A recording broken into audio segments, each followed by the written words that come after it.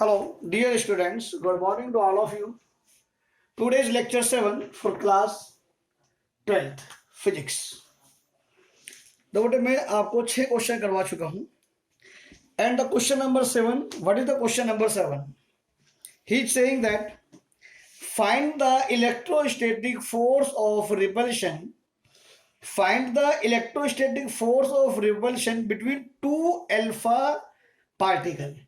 यानी कि we have two alpha particle और अल्फा पार्टिकल के बीच में हमें इलेक्ट्रोस्टैटिक फोर्स ऑफ रिपल्शन निकालनी है when they are separated by 2 into 10 की पावर -15 मीटर. तो जो अल्फा पार्टिकल होता है, अल्फा पार्टिकल जो होता है वो 2α4 होता है और इसका बिहेवियर जो होता है बिल्कुल एक हीलियम की तरह होता है. तो देखो अगर मेरे पास एक अल्फा पार्टिकल है तो देखो इसका एटॉमिक नंबर 2 है. तो जो एटॉमिक नंबर होता है वही नंबर ऑफ इलेक्ट्रॉन होते हैं. सो नंबर ऑफ जो इलेक्ट्रॉन है वो हमारे पास कितने हैं? 2 है. यानी कि जो n की वैल्यू हो गई वो 2 हो गई. तो पहले अल्फा पर चार्ज कितना हो गया? 2e. and the value of one electron is 2 into 1.6 into 10 की पावर -19 कूलम. तो जो Q1 की वैल्यू हो गई दिस इज द 3.2 into 10 की power -19 coulomb. It means what कि एक अल्फा पार्टिकल पर जो टोटल चार्ज है वो 3.2 into 10 की पावर -19 कूलम है. तो हमारे पास पार्टिकल कितने हैं? 2 हैं. एक पार्टिकल को मैं Q1 मान लेता हूं, दूसरे पार्टिकल को मैं Q2 मान लेता हूं. तो Q2 की वैल्यू तो बेटा इतनी हुई नहीं हुई आपके पास. अब उसने क्या कहा, अगर मान लो फिगर बनाते तो आपके पास एक अल्फा पार्टिकल ये है और दूसरा अल्फा पार्टिकल ये है और दोनों के बीच में जो सेपरेशन की वैल्यू दी है वो हमें वो कितनी दी है? इट इज द 2 into 10 की पावर -15 मीटर. तो अब बेटा इनके बीच में हमें रिपल्सिंग फोर्स निकालनी है. तो formula is again F is equal to 1/4πε0 Q1 Q2 upon R square. So 1/4πε की वैल्यू 9 into 10 की power 9. What is the value of Q1? 3.2 into 10 की पावर -19. दूसरे चार्ज की वैल्यू भी 3.2 into 10 की पावर -19 एंड R का स्क्वायर 2 into 10 की power -15 and 2 into 10 की पावर -15 मीटर. करेक्ट. तो जब अगर मैं एक यहां से ये हटाऊं और एक यहां से ये हटाता हूं तो दिस इज द 10 की पावर -2. करेक्ट. अदोडे 216 एंड 216. ठीक है ना. What is the 16 square? The value of 16 square. अदोडे चलो अगर अब मैं आप जो बड़ी बड़ी वैल्यू देखो ये वाली वैल्यू, ये वाली वैल्यू और ये वाली वैल्यू, इसको मैं हल देता हूं. 9 into 16 into 16. करेक्ट. और तो कोई नहीं रही ना वैल्यू. 9 16 16. अब देखो पावर की बात कर लेते हैं. तो जो पावर है बेटा वो हमारे पास जो पावर है वो 10 की पावर 9 एंड 10 की पावर -19 38 एंड -2 10 की power -40 and this is the 10 की पावर -30 एंड 10 की पावर -30 हो जाएगी, ऊपर जाकर क्या हो जाएगी? 10 की पावर 30. करेक्ट. तो 30 एंड 39 -40 इज इक्वल टू 10 की पावर -1. तो देखो 16 into 16 का स्क्वायर 256 into 10 की पावर -1. तो 9 6 है 54. कैरी हुआ कितना बेटा आपके पास? 5 एंड 9 5 जो 45 एंड 5 0. 9 5 जो 40 कैरी अगेन हुआ 5. करेक्ट. 9 2 जो 18 18 5 23 into 10 की पावर -1. देखो आंसर आप यहां भी छोड़ दें तब भी कोई प्रॉब्लम नहीं है. अब देखो मैंने एक रूल बता रखा है, आप डेसिमल को जितने पॉइंट इधर शिफ्ट करोगे उतनी पॉजिटिव पावर आपके पास इंक्रीज हो जाएगी. तो 2.304 10 की पावर -1 into 10 की पावर 3 तो what will be the answer 2.304 into 10⁻² Newton. This is your final answer. तो मैं समझता हूँ बेटा आपको डेफिनेटली ये क्वेश्चन समझ में आने शुरू हो गए होंगे। बेटे आपको फिजिक्स पढ़ने तो न्यूमेरिकल तो आपको करने ही होंगे, बिना न्यूमेरिकल के this is impossible to learn physics.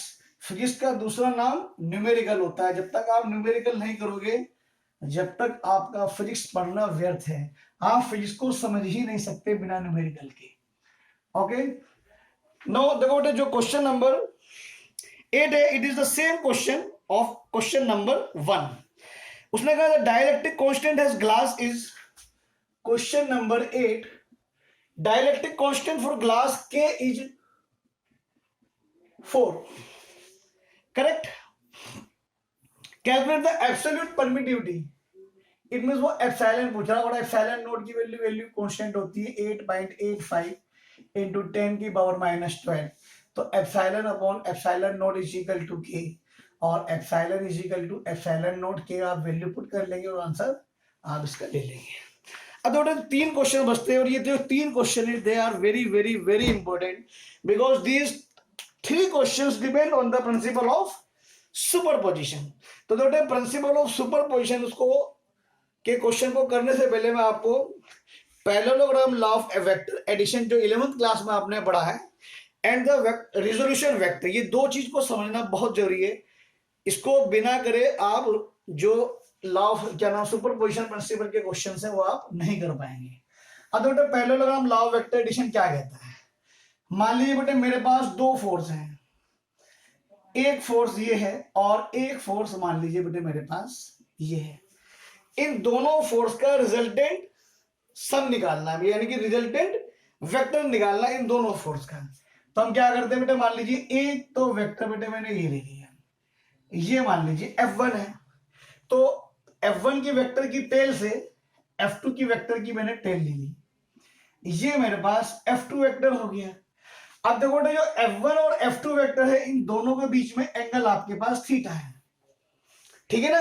अब इसका हम पैरेललोग्राम बना लेते हैं। इसके पैरेलल एक लाइन बेटा हमने यहां पर ड्रा कर दी, और इसके बीच में एक पैरेललोग्राम, इसके पैरेलल एक लाइन हमने यहां, तो ये भी तो बेटा आपके पास F1 वेक्टर और ये भी तो आपके पास F2 वेक्टर हुआ है नहीं हुआ। तो जो आपके पास जो इसका जो रिजल्टेंट वेक्टर होगा वो कौन देगा, जो रिजल्टेंट वेक्टर होगा इसका जो डायगोनल होगा, जो टेल से लेकर यहां तक का जो बनेगा, वो आपको इसका रिजल्टेंट वेक्टर देगा। एंड जो इसका जो रिजल्टेंट वेक्टर होगा FR, जो होगा वो आपके पास F1 का स्क्वायर प्लस F2 का square plus 2F1 F2 cos theta. तो क्या फॉर्मूला बिल्कुल ऐसे नहीं होगी जैसा आपने 11th में ये पढ़ा है, A square plus B square plus 2AB cos theta. फर्क क्या है बेटे, यहां पर भी A और B आपके पास वेक्टर ही है। अब तो बेटा रिजोल्यूशन ऑफ वेक्टर और समझ लीजिए आप, जो रिजोल्यूशन ऑफ वेक्टर है वो क्या चीज होती है।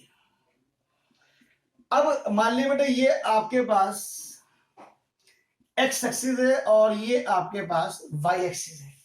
एक फोर्स है F, वो ना तो पूरी तरह से एक्स एक्सिस पर है, ना ही वो पूरी तरह से वाई एक्सिस पर है। वो एक्स और वाई के बीच में मान लीजिए कोई भी एंगल बना रही है। ये फोर्स F है और ये एक्स एक्सिस से एंगल मान लीजिए आपके पास थीटा बना रही है। तो यानी कि अब ये जो फोर्स F है, इसका कुछ पार्ट एक्स एक्सिस पर है, इसका कुछ पार्ट वाई एक्सिस पर है। तो ये क्या कहता है कि जो अब आप ये जो आपका रिजोल्यूशन वेक्टर होंगे वो 2 हो जाएंगे, हॉरिजॉन्टल कंपोनेंट और वर्टिकल कंपोनेंट। अब इसके अगर मैं एक लाइन यहां पर परपेंडिकुलर, यहां और यहां पर मैं परपेंडिकुलर ड्रा करता हूं, तो यहां से लेकर यहां तक बेटे ये मुझे हॉरिजॉन्टल वेक्टर Fx देता है, और जिसकी वैल्यू क्या है F cos थीटा। हमेशा ध्यान रखना, थीटा के साथ जो एंगल बनाएगा वो हॉरिजॉन्टल कंपोनेंट कहलाएगा, और इसके जस्ट वर्टिकल जो 90 डिग्री पर होगा वो आपके पास वर्टिकल कंपोनेंट हो जाएगा, and it will be the F sin theta. अरे बस बेटे इतना समझ लीजिए, सारे क्वेश्चन आपके पास होते चले जाएंगे। Okay, now read the question number 9। What is the question number 9?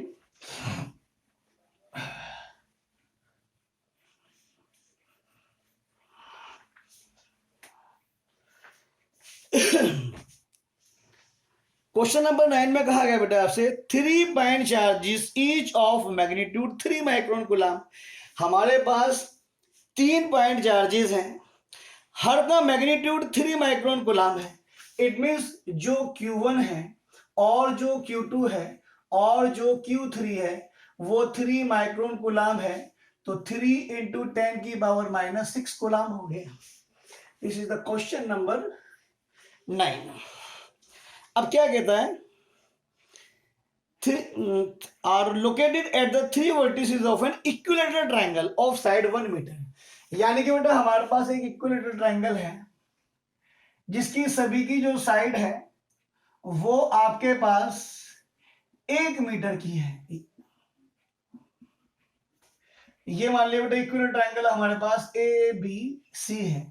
यहां पर चार्ज मान लीजिए Q1 है, यहां पर चार्ज Q2 है और यहां पर चार्ज मान लीजिए आप Q3 है। करेक्ट। इक्विलेटरल ट्राइंगल के सभी एंगल बराबर होते हैं, ठीक है ना। तो आपके पास बताओ बेटा जो थीटा की जो वैल्यू है वो 60 इक्विलेटरल ट्राइंगल में होती है नहीं होती। अब ये आपके पास 3। अब आगे क्या कहता है, calculate the resultant force in any one of the charge.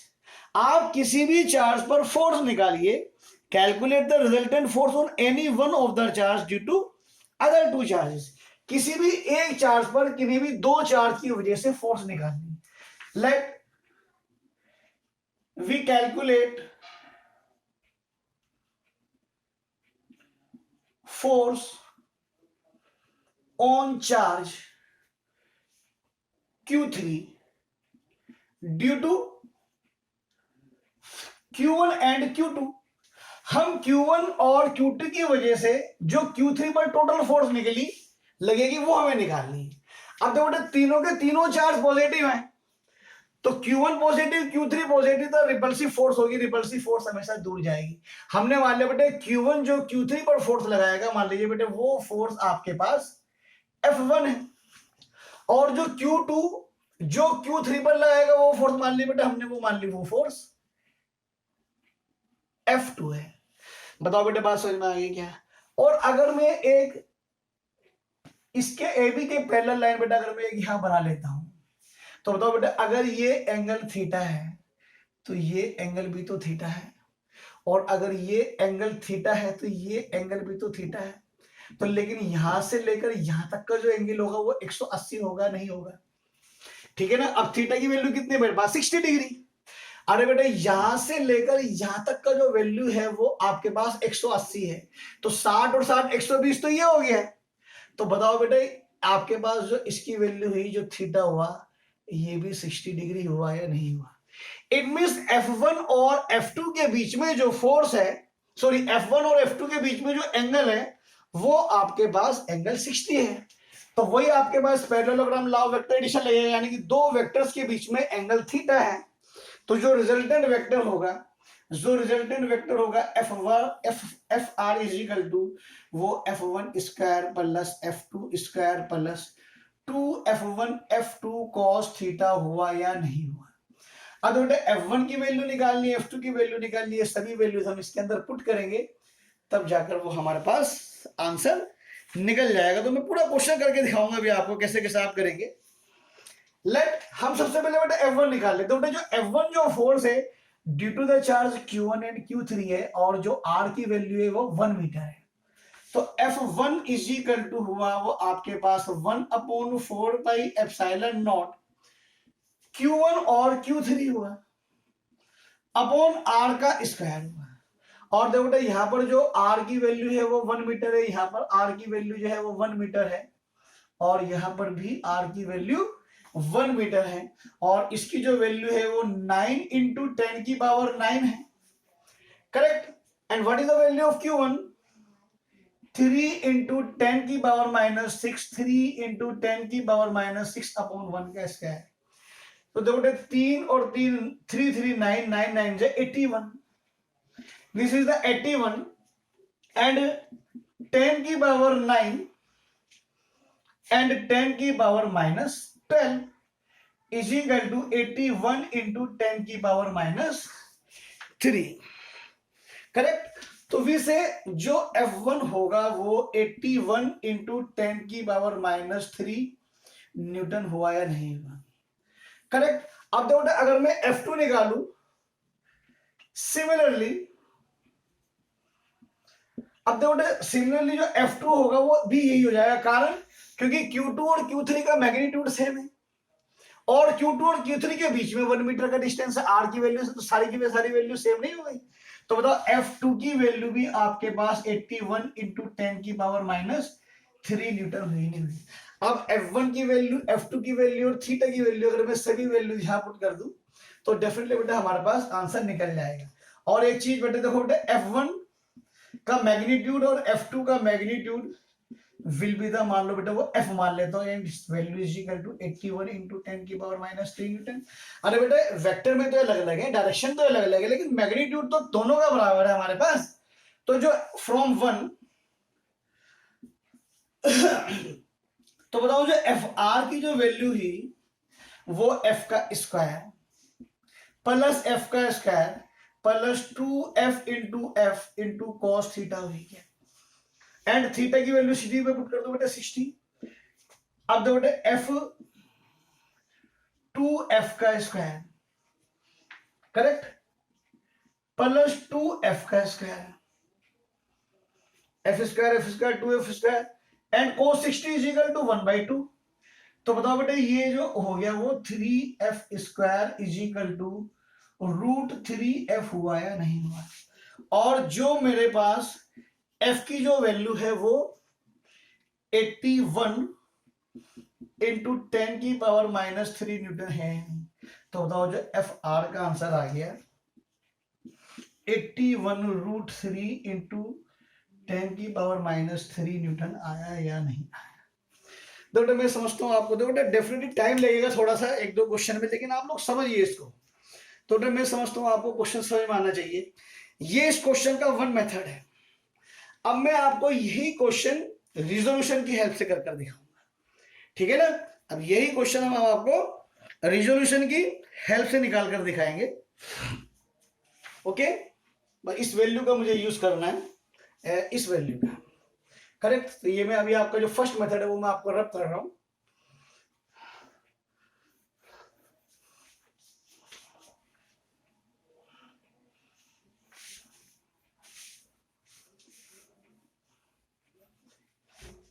In value का मुझे यूज करना है बस, जो हम निकाल चुके हैं।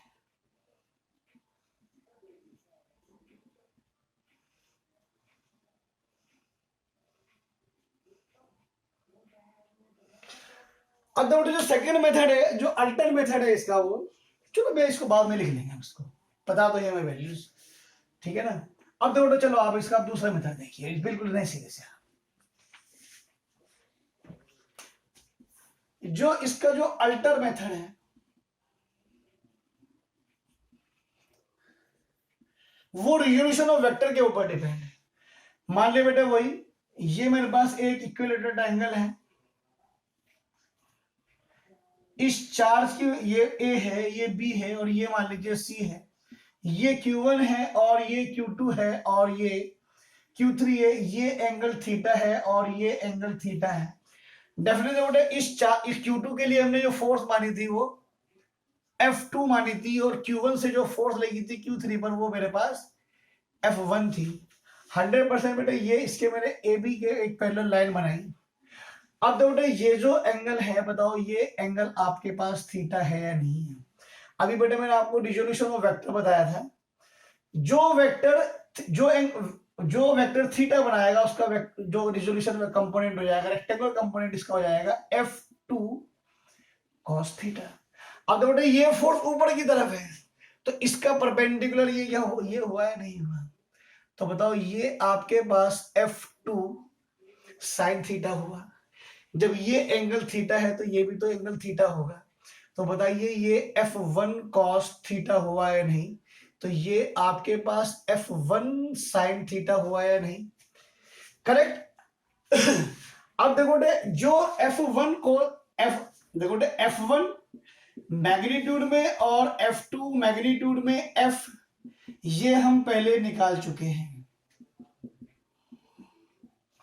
अब देखो F1 और F2 का मैग्नीट्यूड बराबर है, एंगल बराबर है, तो बताओ F1 cos theta and F2 cos theta are opposite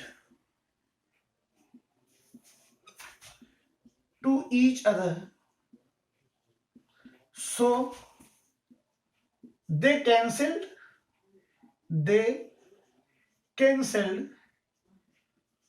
each other, वो दोनों बेटे एक दूसरे का समाप्त कर देंगे, यानी कि F1 cos थीटा और F2 cos थीटा एक दूसरे से खत्म हो गए, तो टोटल वेक्टर बचा क्या बचा, F1 sin थीटा और F2 sin थीटा।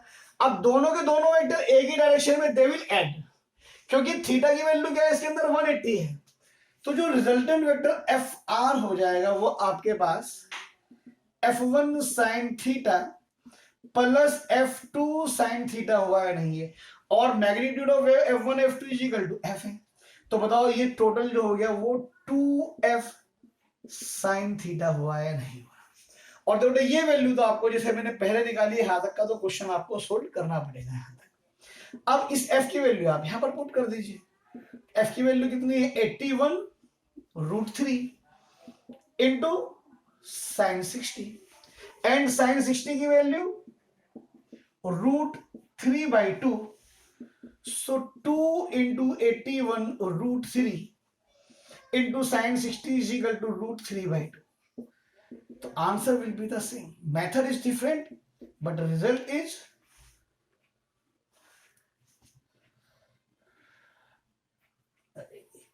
(81 into 10 की power minus into sin 60, correct? Into 10 की पावर -3 into √3/2।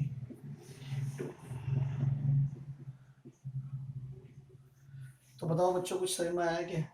बेटे ये जो सुपर पोजिशन के क्वेश्चन होते हैं they are very very very very important. अब बेटे जो क्वेश्चन नंबर 10 है इसमें फिगर दी हुई है, मैंने आपको इस बच्चे ने फिगर नहीं बना रखी तो फिगर आपके पास आई भी नहीं। क्वेश्चन नंबर 10 में आपको समझाकर छोड़ूंगा, आपको ट्राई करना है, डेफिनेटली मुझे तो करवाना ही है, ये सारे क्वेश्चन तो मैं फर्स्ट ऑफ ऑल 11 के 11 क्वेश्चन तो मैं आपको करवाऊंगा ही, लेकिन जो क्वेश्चन नंबर 10 है मैं इसकी फिगर बनवा रहा हूँ और आपको अपना करना है, मैं पूरा मेथड बताऊंगा आपको कैसे करना है। ओके, जो फिगर है इसकी, ये फिगर इस क्वेश्चन में आपको गिवन है, ये ए है, ये बी है और ये सी है, ये एक राइट एंगल ट्राइंगल है, ये 90 डिग्री का है, और जो Q1 की वैल्यू जो दे रखी है वो माइनस के 1.5 मिली कूलम है, ठीक है ना, और जो Q2 की वैल्यू है, जो यहां पर जो Q2 की वैल्यू है वो this is the 0.2 millicoulomb, और जो Q3 की वैल्यू है वो क्वेश्चन में आपको माइनस का 0.5 मिली कूलम है, और जो डिस्टेंस दिया है यहां से लेकर यहां तक का जो डिस्टेंस है वो 1.2 मीटर है, और यहां से लेकर यहां तक का जो डिस्टेंस दे रखा है क्वेश्चन में आपको वो 0.6 मीटर दे रखा है। तो क्वेश्चन में आपसे जो कहा गया उसने क्या कहा, charge Q1 minus 1.5 milligram, Q2 0.2 milligram and Q3 minus 0.5 milligram are placed at the position A B C, जैसे सिचुएटेड है वो आपको दिखा दिया डायग्राम में in figure. If R1 is equal to 1.2 metre, this is the 1.2 metre not 1.25, ये 1.2 metre, ये आप क्वेश्चन में सही कर लेना, एंड R2 की जो वैल्यू है वो 0.6 मीटर।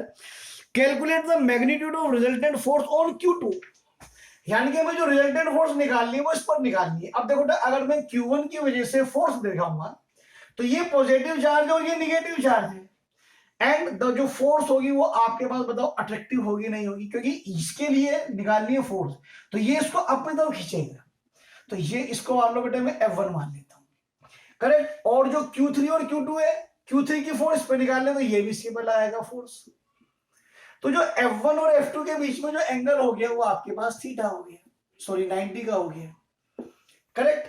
अब जो आपके पास रिजल्टेंट वेक्टर का फॉर्मूला हो गया, आप क्या Fr is equal to F1 का स्क्वायर प्लस F2 का square plus 2f1 f2 cos theta, and what is the theta, theta is equal to 90 and cos 90 is equal to 0।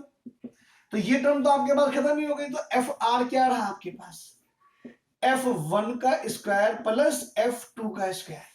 अब आपको कुछ नहीं करना है, तो बेटे मिली को आप ये आप कर लेंगे माइनस का 1.5 10 की पावर -3 कूलम, इसको कर लेंगे माइनस का 0.5 इंटू 10 की पावर -3 कूलम, और इसी प्रकार से इसको कर लेंगे आप 0.2 इंटू 10 की पावर -3 कूलम। अब आपको f1 निकालना है, और f1 आप निकालेंगे q1 और q2 के बीच में, f2 निकालेंगे आप q2 और q3 के बीच में, और ये वैल्यू आप यहाँ पुट करेंगे, then you will get your answer. Okay बेटे, सभी वर्क बेटा आपको अपनी नोटबुक पे करना है, specially for modern public school students. हम सभी काम बेटा आपका नोटबुक पर चेक करेंगे जब कभी भी आपका स्कूल खुलेगा। ओके, थैंक यू बेटा।